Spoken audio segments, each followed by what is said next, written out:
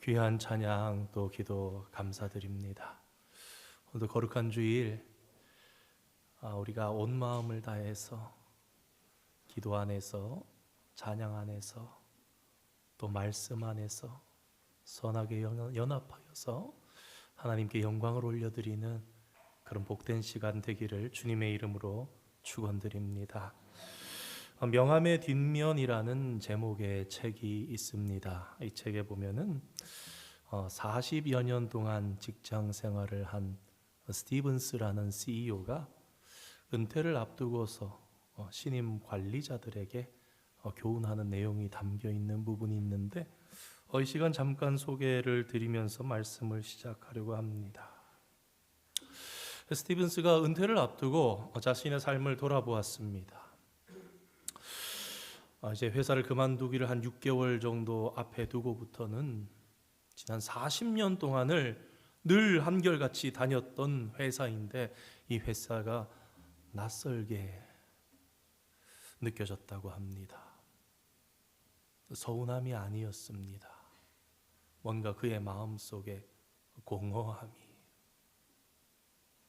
아쉬움이 느껴져서 속으로 이런 생각을 했습니다. 누가 봐도 나는 성공한 CEO인데 왜 가슴 한 곳이 이렇게 뻥 뚫린 것 같을까? 사람들은 그에게 인사합니다. 퇴직하신 후에도 종종 만납시다. 계속 연락하면서 지내도록 하겠습니다 하는 말을 하였지만 그에게 들리기에는 접대용 인사처럼 그냥 인사치레로 하는 말처럼 들렸다라는 것입니다. 그래서 저는 이 신임 관리자들을 다 모아놓고는 자, 여러분들 명함을 다 꺼내십시오 그랬습니다. 다 각자의 직책이 있을 거고 자기 전문 분야가 있을 것이고 자기가 잘하는 그러한 것들, 뭐 수석 디자이너라든가 이사라든가 전무라든가 그런 직함들이 다 적혀 있었을 것입니다. 뒷면으로 뒤집어 보십시오 라고 합니다. 보통은 요새는 다양한 명함도 한국에 많습니다만 오히려 심플하고 뒷면은 비어있는 경우가 많지요. 중간에 선을 그으라고 그러고는 왼편에는 나라고 적으시고 오른편에는 우리라고 적으신 다음에 왼편에는 나라는 존재가 소유형 인간에서 의미형 인간이 되기 위해서는, 바뀌기 위해서는 어떻게 해야 하는가? 존재냐 소유냐, 소유냐 존재냐라는 유명한 책이 있죠. 철학자 에리 프롬이라는 분이 쓰신 건데 아마 그런 비슷한 생각을 하셨던 것 같아요. 내가 무엇을 가지고 있느냐, 내가 무엇을 할 줄 아느냐, 그런 것이 아니라 나는 어떤 사람인가, 나는 어떠한 의미의 인간인가, 그거를 강의를 해봐라. 그리고 오른편에는 우리가 어떻게 하면 이기심을 버리고 다른 사람을 섬기고 배려하는 의미 있는 삶을 살아갈 수 있을 것인가, 그것을 서로 나누고 강의해보고 그렇게 합시다. 뭔가 40년이 지나서 더 이상 이제 자기가 어떠한 타이틀로 무엇을 잘하는 사람으로 불리지 않는 그것을 봤을 때 공허함을 받던 그는 무언가 사람들 앞에 내세울 것이 아닌 나라는 의미와 또 우리라는 그룹에서 어떻게 하면 더 의미 있는 존재가 될 것인가 고민을 했던 것 같습니다. 참 지혜로울 수도 있는데 내용을 보면서 그런 생각을 해봤습니다. 그런데 사람이 자신의 능력만으로 스스로를 과연 바르게 바꾸어 갈 수 있는가? 과연 사람이 바른 의미를 정할 수 있으며 또한 그 정한 것을 행할 수 있는 능력이 있는 존재인가? 이기심의 결정체인 사람이 자신의 능력만으로 과연 다른 사람을 섬길 수 있는가? 그 섬김도 결국은 자신을 더 좋게 포장하기 위한, 명함의 앞면을 장식하기 위한 그러한 수단이 되어버리지는 않을까, 그런 생각을 해보았습니다. 그렇습니다. 우리는 스스로의 능력으로 자신을 바르게 가꿀 수도 없습니다. 다른 사람을 진정으로 섬길 수도 없는 존재입니다. 이것이 우리를 지으신 하나님의 선언입니다. 나도 중요합니다. 우리도 중요합니다. 그러나 그보다 더 중요한 것이 있으니 그것은 나를 아름답게 만들어 주시고 또한 우리를 더 친밀한 우리로 가꾸어 주시는 분인 하나님입니다. 우리가 교회로 모였지만 여러분 한번 생각해 보십시오. 하나님이 우리 안에 계시지 않는다면 우리가 아무리 모여도 우리는 더 친밀하고 더 좋은 우리를 결단코 만들어 갈 수가 없습니다. 세상에 많은 사람들이 모입니다. 모여서 약관을 정하기도 하고 법칙을 정하기도 하고 더 나은 모임, 더 의미 있는 모임이 되기를 원하지만 우리는 이 땅의 역사 속에 많고 많은 사람들의 모임과 흩어짐, 그 안에 다툼과 분열, 결국 더 좋고자 애썼지만 더 나은 것을 결코 내올 수 없는 인간의 역사의 반복을 봅니다. 오늘 저와 여러분이 거룩해지고 교회라는 공동체의 모임이 더 유익하고 아름다울 수 있는 이유 딱 하나밖에 없습니다. 우리 안에 하나님이 계시기 때문에. 그분만이 우리의 삶을 바르게 인도하시고 보호해 주시는 유일한 분이시기 때문입니다. 삶 속에서 진정으로 하나님을 의식하는 사람, 하나님을 목적으로 삼는 사람만이 명함의 뒷면, 아니 명함 없이도 후회하지 않는 인생, 은퇴를 해도 공허함이 없는 인생을 살아갈 수 있습니다. 오늘 본문의 말씀은 사도 바울을 통해서 마치 명함 없는 삶, 명함 뒷면으로 사는 삶이 무엇인지 우리에게 잘 보여주는 그러한 본문이 되는 것 같습니다. 우리 함께 12절 말씀 한번 읽어보기 원합니다. 시작. 내가 이미 얻었다 함도 아니요 온전히 오직 내가 그리스도 예수께 잡힌 바 된 그것을 잡으려고 달려가노라. 아멘. 이렇게 비유드릴 수 있을 것 같습니다. 이전에 사울이었던 바울의 삶은 명함의 앞면을 화려하게 가꾸는 그러한 삶이었습니다. 그는 당시에 누구보다도 화려한 명함을 가지고 있던 사람이었습니다. 그리고 그의 명함을 받는 사람은 어느 누구도 바울을 인정하지 아니할 수가 없었습니다. 왜냐하면 사도 바울이 가지고 있었던 명함에 기록되어 있는 그 내용들은 유대인이라면 어느 누구도 할 것 없이 야, 참 나도 저렇게 되고 싶다. 나도 참 저 바울 같은 사람이 가지고 있는 것처럼 다 가지고 있으면 참 좋겠다. 그런 것들이었기 때문입니다. 그런데 그러던 어느 날 사울의 명함을 완전히 뒤집어 놓는 한 사건이 일어납니다. 그리스도인들을 잡아서 옥에 가두기 위해서 다메섹으로 가던 도상에서 부활하신 주님을 만난 사건이 바로 그것입니다. 우리가 잘 아는 대로 이 사건으로 인해서 사도 바울은 완전히 180도 달라진 삶을 살게 되는 것을 봅니다. 그는 이전에 그리스도를 등졌던 삶에서 이제는 그리스도를 향하는 삶으로, 자신의 가치관으로 살았던 삶에서 예수님의 가치관으로 살아가는 삶으로, 율법이 가르치는 길에서 복음이 인도하는 길을 걷는 그런 사람이 되었던 것입니다. 사도행전 9장, 우리 목회자들이나 신학자들은 아주 좋아하는 표현이 있습니다. 사도 바울의 회심장이다. 회심하고 바뀌어서 별명으로 그렇게 부릅니다. 사도행전 9장 바울의 회심장이야. 그런데 여러분 한번 잘 생각해 보면요, 회심이라는 단어의 사전적인 의미가 마음을 돌이켜 먹다, 과거의 생활을 뉘우쳐 고치고 신앙에 눈을 뜨다, 그런 뜻입니다. 그러니까 다시 말해서 이것은 마음을 바꾸는 주체가 자기 자신인 거예요. 하지만 다메섹으로 향하던 바울은 자신의 마음을 돌이키려는 생각이 추워도 없었습니다. 바울은 그의 마음에 뉘우치고 있었던 바가 없었습니다. 오히려 자랑스럽게 생각했습니다. 내가 이만큼이나 하나님을 사랑하고 이만큼이나 열심을 가지고 저 악한 저 나쁜 이단들, 저 예수쟁이들 내가 다 잡아야지. 예수라는 이름을 전하지 못하게 해야지. 그래서 하나님이 영광이 드러나도록 해야지. 내가 하나님께 더 사랑받는 자가 되어야지. 그러니까 다시 말씀드리면 이렇습니다. 사도행전 9장은요 정확하게 바울의 회심장이 아닙니다.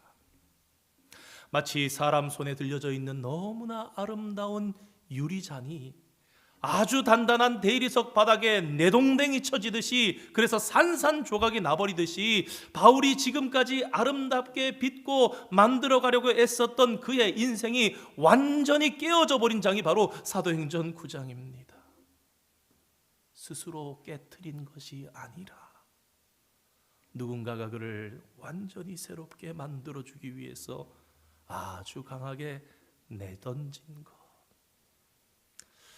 그래서 사도행전 9장은 사울이 회심당한 장이다, 이렇게 해야 정확한 표현이 될 것 같습니다.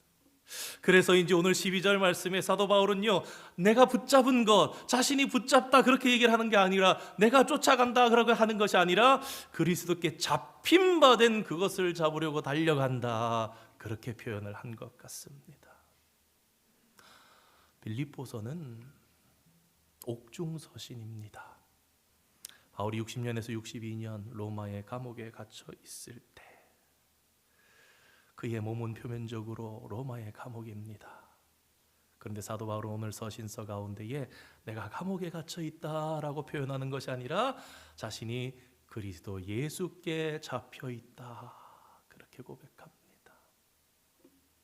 이전에 바울은 잡은 바 된 그것, 혹은 잡을 바 된 그것을 향해서 달려가던 인생이었습니다. 그것이 최상의 삶이라 믿어 의심치 않았습니다. 그런데 이제 자신이 이전에 잡았던 것을 그리스도께 잡힌 바 되어서 비교해 보니 이전에 자신이 쫓고 자신이 붙잡으려고 살았던 그 삶이 아무것도 아니라는 것을 깨닫게 되었던 것입니다.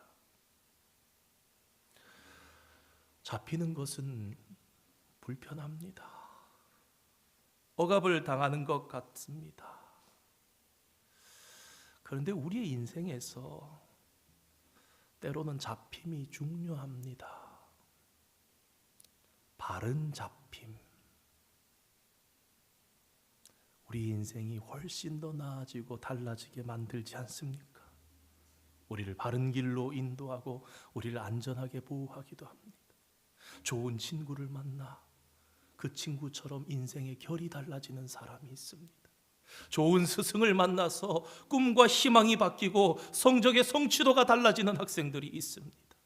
망나니처럼 살던 자가 군대에 다녀오고 나서 달라지는 사람이 있습니다. 우리 결혼한 지 오래되는 남편들은 공통적으로 고백한다고 그러죠. 마누라에게 잡혀 사는 게 편해. 그러면서도 우리 남편들은요, 직접 아내한테는 잘 표현 안 합니다.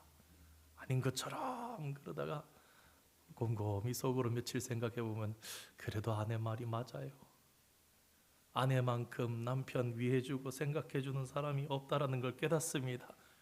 그래서 우리 성도들에게 자주 고백하지 않더라도 그래도 내 남편이 나를 고맙게 여기며 또 그러면서 따라오는구나.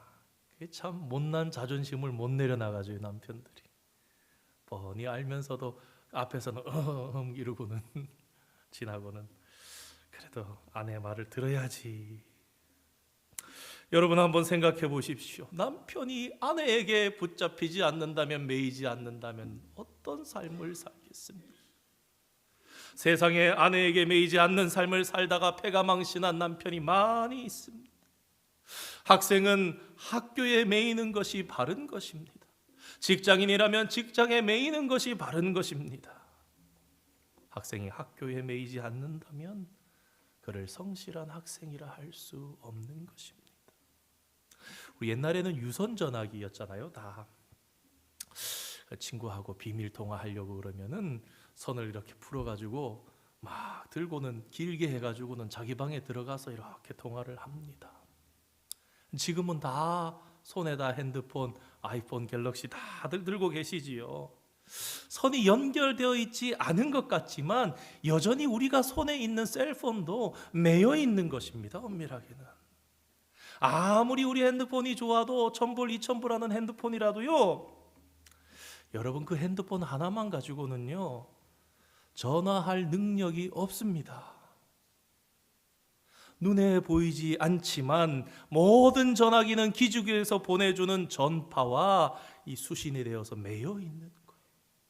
저 사막에 막 사우디아라비아 같은 곳에 가도 터지는 위성 전화기를 내가 가지고 있다 해도 그 전화기도 위성하고 보이지 않는 데이터를 주고받는 연결되어 있는 끈이 있기 때문에 비로소 전화기의 기능을 할 수가 있는 것입니다.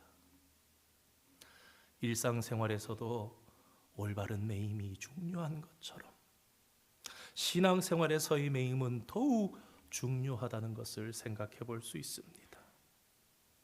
우리가 주님께 잡히지 않고는, 주님께 매이지 않고서는 아무리 그 사람이 고상한 인격을 가지고 있을지라도, 아무리 그가 선천적으로 선한 성품을 타고났다 할지라도 그는 결단코 그리스도인이 될 수가 없는 것입니다.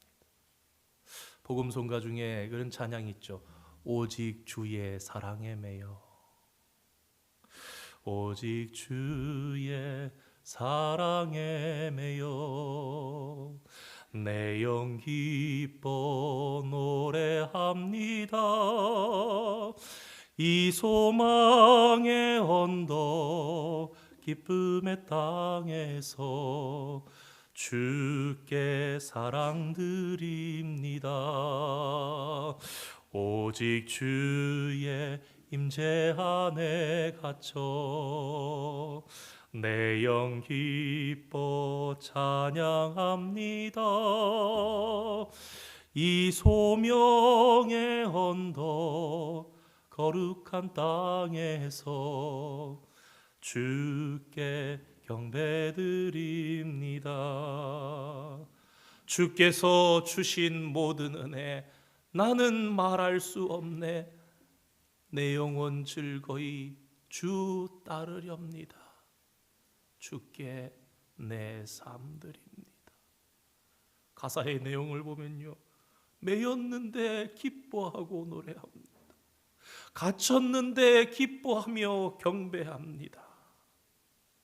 어떻게 매여 있는데 기뻐할 수 있고 어떻게 갇혀 있는데 찬양하며 경배를 할 수 있습니까? 그것은 우리가 누구에게 매여 있느냐, 그것이 다르기 때문입니다. 나를 메고 계신 분을 바라보니 그분이 누구입니까? 그분은 우리 주 예수 그리스도입니다. 그분이 왜 죽임을 당하셨습니까? 내 영혼 살리시려고. 주는 영이시니 주의 영이 계신 곳에는 자유함이 있느니라 요한복음에 말씀하는 것처럼 그분에게 매임을 당하지만 우리의 영혼은 자유함을 얻는 것입니다. 그분과 우리가 매일 때 우리는 기쁨이 회복되는 것이고 우리는 그분을 경배하게 되는 것입니다. 그래서 주님과 함께 매일수록 더욱더 자유를 경험하게 되고, 붙잡히면 붙잡힐수록 우리는 신실한 삶을 살아갈 수밖에 없게 된다. 고백하지 아니할 수 없고 찬양하지 아니할 수가 없는 것입니다. 우리 13절 말씀 함께 읽어볼까요? 시작. 형제들아, 나는 아직 내가 잡은 줄로 여기지 아니하고 오직 한 일, 즉 뒤에 있는 것은 잊어버리고 앞에 있는 것을 잡으려고. 아멘. 사실 바울은 과거에 자신이 잡은 것이라고 생각했던 것이 많았습니다. 명함의 앞면에 쓸 것들이 많이 있었다라는 것입니다. 하나님께서 구약의 창세기 아브라함에게 명령하셨던 대로 그는 난지 8일 만에 할례를 받은 정통 유대인이었습니다. 그는 베냐민 지파였습니다. 또한 뿐만 아니라 히브리어와 헬라어를 자유자재로 완벽하게 구사할 줄 아는 당대의 석학이었습니다. 영어도 잘하면서 한국말도 잘하고 영어도 잘하면서 스페니쉬도 잘하는 그러한 사람, 당대에 존경받는 가말리엘 문화의 제자로 훈련받은 사람. 바리새인 중에 바리새인으로 당시 모든 사람들의 존경을 한 몸에 받았던 사람, 뿐만 아니라 최강국 로마의 시민권자를 나면서부터 가졌던 사람. 서신서를 읽다 보면은 바울의 직업이 나오죠. 천막 만드는 일이다. 우리 목회자들이 가끔 이렇게 설명하면서 넘어가기도 하는데요. 별일 아닌 게 아닙니다. 이것이요. 당시에 이 천막을 만드는 제조하는 기술은 굉장히 고급 기술, 전문 기술이라서요. 이것을 잘만 활용하면은 상당한 부를 축적할 수 있는 그런 전문인이 사도 바울이 가진 그 직업이었다고 합니다. 이런 모든 것들은 당시의 사람들의 명함 앞면에 자랑스럽게 써놓고 싶은 그러한 것들이었습니다. 그런데 바울은 이 모든 것들을 다 지워버리겠다. 왜냐하면 그것보다 훨씬 더 중요한 것이 있었기 때문입니다. 그것이 무엇인지 우리 함께 14절 말씀 함께 읽어보겠습니다. 14절 말씀 한번 띄워주시면 읽겠습니다. 시작. 표대를 향하여 그리스도 예수 안에서 하나님이 위에서 부르신 부름의 상을 위하여 달려가노라. 아멘. 사도 바울이 중요하게 생각했던 것은 사람들이 그를 어떻게 생각하느냐가 더 이상 아니었습니다. 명함 앞면에 무엇이 적혀 있느냐가 더 이상 아니었습니다. 하나님의 부르심에 더 합당하고 더 온전하게 사는 데에 그의 몸과 마음이 집중되어 있었습니다. 위에서 부르신 부름의 상은 먼저 이전날 예수님을 적대하며 살았던 죄인 중에 괴수인 자기를 불러주신 은총, 그리고 자기에게 맡겨주신 사명, 그것이었습니다. 이것은 우리의 삶에도 동일하게 적용됩니다. 사랑하는 성도 여러분, 기억하시기 바랍니다. 첫째로 하나님께서 우리를 부르심 그 자체가 상입니다. 오늘 저와 여러분이 어떻게 이 자리에 앉아 있단 말입니까? 어떻게 구원받은 자로, 약속의 자녀로, 천국을 바라보는 자로 여기 앉아 있단 말입니까? 불러주시지 아니하셨다면 우리는 감히 설 수 없었던 그러한 존재입니다. 그런데 그 부르심의 상보다 더 중요한 것이 있다고 바울은 이야기합니다. 더 중요한 것은 부르심을 받고 난 이후에 어떻게 사느냐. 우리를 불러주셨는데 바로 천국에 데려가지 아니하시고, 몇 개월 전에 말씀드렸죠. 왜 남겨두셨는가? 주님은 왜 승리하시고 우리를 남겨두셨는가? 중요한 두 번째 무엇입니까? 그리고 난 이후의 삶, 우리의 사명, 맡겨주신 일들이 있다라는 것입니다. 대통령의 부름을 받고 영광스럽게 달려가는 사람이 있습니다. 아주 가까운 우리에게 이해가 될 수 있습니다. 장관으로 부릅니다. 얼마나 영광스럽습니까? 문화부 장관을 해주십시오. 교육부 장관을 해주십시오. 체육부 장관을 해주십시오. 얼마나 영광스럽습니까? 달려갑니다. 그런데 저 사람 장관 되었구나. 그거보다 더 중요한 것이 있습니까? 무엇입니까? 장관이 되어서 맡은 직분을 잘 감당하고 아름답게 마무리하면 온 국민의 존경을 받게 되는 거예요. 저분이 그때 참 일을 잘하셨어. 그러나 어떻습니까? 반면에 어떤 사람은 안타깝게도 여러 가지 비리에 연루되기도 하며 도중에 장관의 직을 다 하지도 못하고 옷을 벗어야 하는 불명예스러운 경우도 우리가 보게 되지 않습니까? 바른 삶은 부름의 상보다 더 아름답고 거룩하게 우리의 인생을 만들어가고 하나님 앞에 상급받게 만드는 것입니다. 오늘 14절 말씀에 중간쯤에 위에서라고 기록되어 있는 부분을 보면 왼편 위쪽으로 작은 숫자가 표시가 되어 있고, 그래서 아래로 이렇게 내려가 보면은 주석에 그 번호에 맞는 부분을 보면은 또는 위로라고 이렇게 적혀 있는 성경이 있으실 겁니다.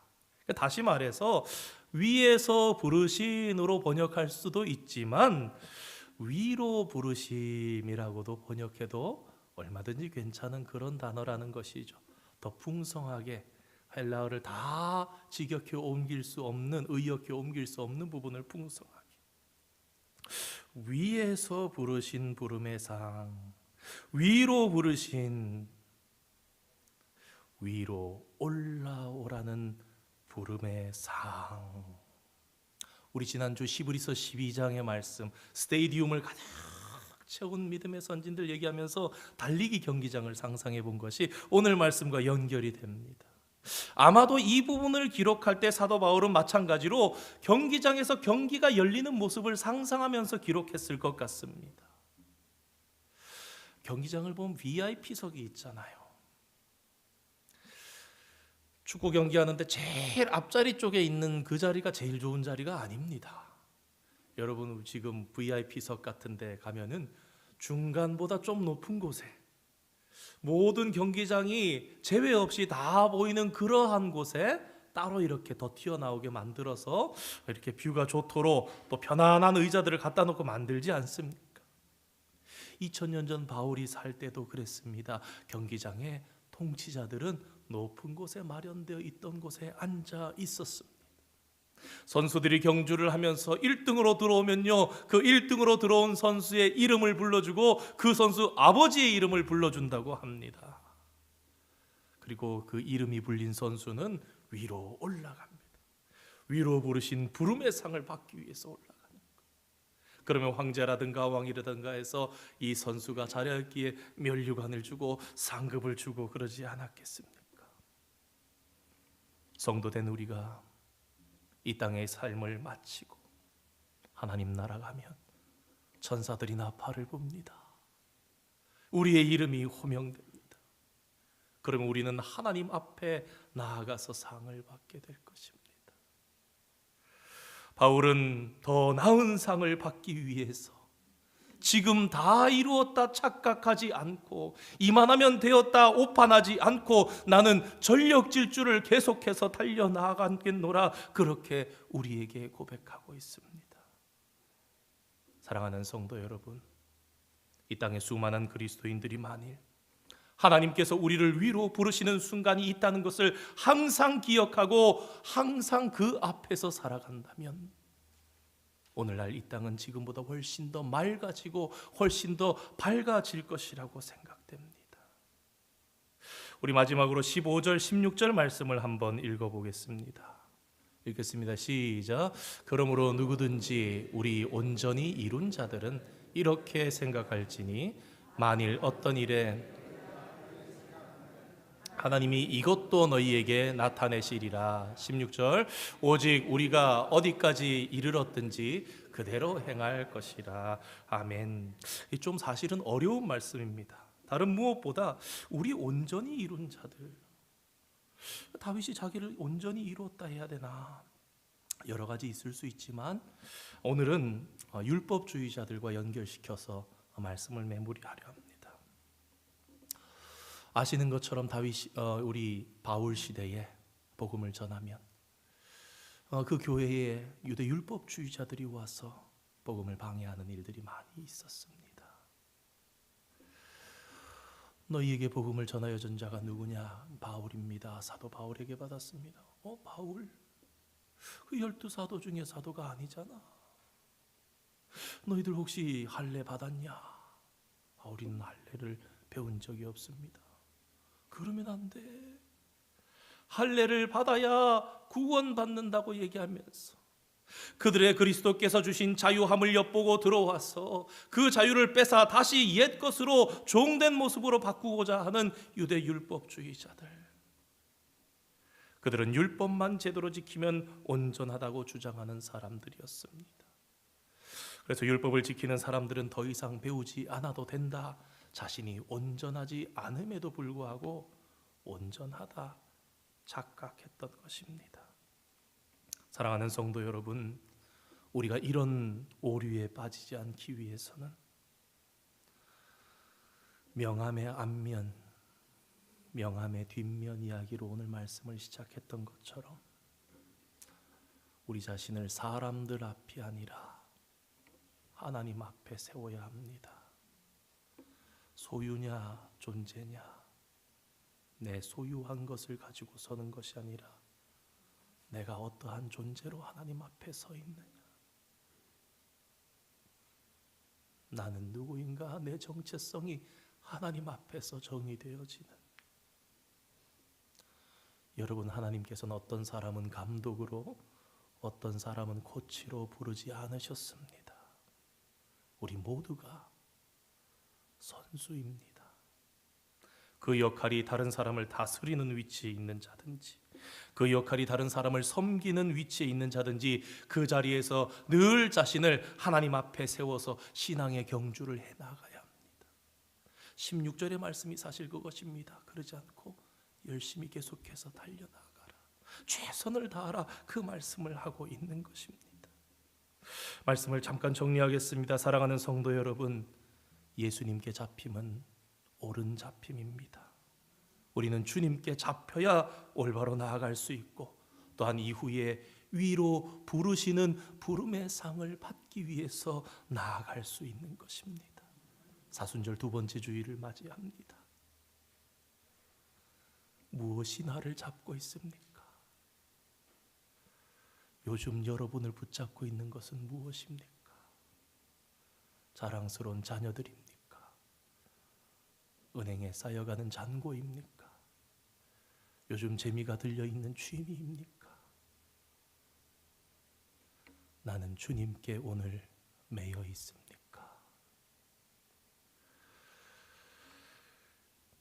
이후에 하늘에서 분명히 있을, 이후에 하늘에서 분명히 베풀어질 영광스러운 그 부름의 시상식의 있음을 기억하시면서 거룩하게 주님께 매여서 주님 메인이 기쁩니다. 주님 메인이 자유스럽습니다. 주님 매여서 주님을 경배합니다. 우리의 존재로 하나님의 자녀임을 증명하며 거룩한 삶으로 주님 앞에 맡은 직분 잘 감당하여 착하고 충성된 종이라 칭찬받는 그러한 의미형 성도로 살아가시는 성도님들 다 되시기를 주님의 이름으로 축원드립니다. 함께 기도하겠습니다. 거룩하신 하나님, 오늘도 복된 주일 하나님의 말씀 앞에 서게 하시며 진리로 삶을 채워갈 수 있도록 도전해 주시니 감사드립니다. 사도 바울이 세상에서 가치 있고 알아주는 것으로 살아가던 인생에서 돌이켜서 하나님께서 가장 가치 있는 인생으로 180도 전환하여 살아가며 표대를 향하여 달려가기를 다짐했던 것처럼 오늘 저희들도 하나님 앞에 설 날을 기억하며 준비되어지는 인생 되기를 소망합니다. 하나님, 세상의 헛된 신을 벗어버리게 하여 주시고 하나님께서 인정하시고 기뻐하시는 삶으로 저희의 생을 채워갈 수 있게 인도하여 주시옵소서. 감사드리며 예수님의 이름으로 기도드립니다. 아멘. 우리 함께 봉헌